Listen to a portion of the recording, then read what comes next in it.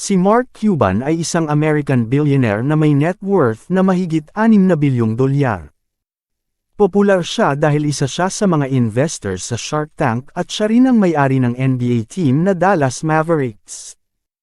Narito ang mga tips ni Mark Cuban para yumaman at umasenso sa buhay. Ang mga tips na ito ay nakalap mula sa iba't ibang interviews at articles tungkol sa kanya. Panuorin ang buong video para matuto sa mga payo niya at magamit ito sa inyong sariling buhay. In-interview si Mark Cuban ng Wired sa kanilang YouTube channel at isa sa mga tinanong sa kanya ay kung meron lang siyang 6 na buwan, telepono, at $500 lang, ano ang kanyang gagawin para magkaroon ng maraming pera? Sinabi ni Mark Cuban na ito ay isa sa mga pinakamagandang tanong na natanggap niya at sinagot niya na kung walang-wala na siya at ang natitira na lang sa kanya ay telepono at kaunting pera, ang una niyang gagawin ay mag-apply ng trabaho sa sales.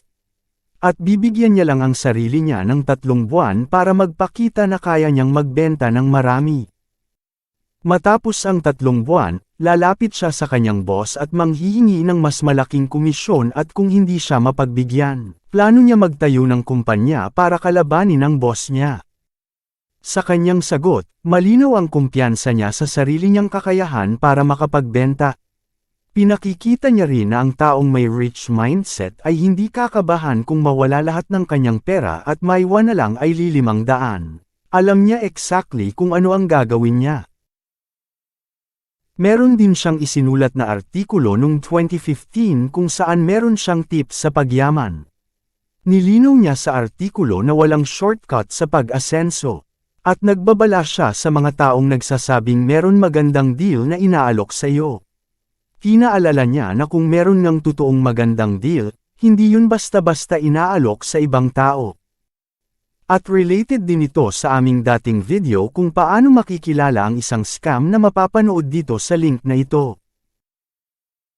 Binanggit din ni Mark Cuban ang kanyang tip para sa pagyaman ay pag-save ng pera. Sinabi niya na huwag kang gumastos kung gusto mo yumaman. Lalong-lalo na sa simula kung saan ang bawat piso ay mahalaga, huwag dapat basta-basta gumastos. Sinabi niya na importante na ikaw ay nagse-save dahil kailangan meron kang pera kapag dumating ang opportunity na kailangan mo ng cash para sa investment. Isa pa niyang tip galing sa article ay mag-invest sa kaalaman. Kailangan daw nakabisado ang labas at loob ng industriya na ginagalawan. Dahil kung marami kang kaalaman, makikilala mo kung may magandang oportunidad. At dito mo magagamit yung pinag-iipunan mo.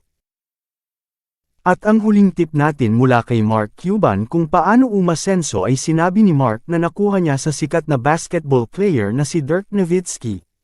Ito'y kanyang binanggit sa kanyang interview sa GQ magazine. How you do anything is how you do everything. O para mas madaling maintindihan, sinasabi nitong kataga na ito na ang iyong mga aksyon sa kahit mga simpleng bagay ay nagpapakita kung paano mo gagawin ang lahat ng ibang bagay. Kung tatamad-tamad kang mag-aral ng bagong skill, magiging tamad ka rin kung ikaw ay magtatayo ng negosyo. O kaya naman kung parati kang petex magtrabaho, kapag tumaas ang posisyon mo malamang petex ka pa rin. Ito'y kailangan mong isaisip tuwing meron kang gagawin na maliliit na bagay dahil ang iyong mga habit ang bumubuo sa iyong pagkatao. At ang iyong mga habit ang basehan kung ikaw ay aasenso o hindi.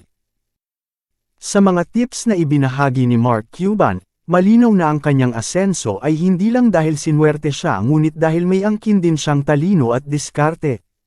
Kapulutan natin ang aral itong video na ito at gawin natin sa ating sariling mga buhay. Nagustuhan mo ba ang video na ito?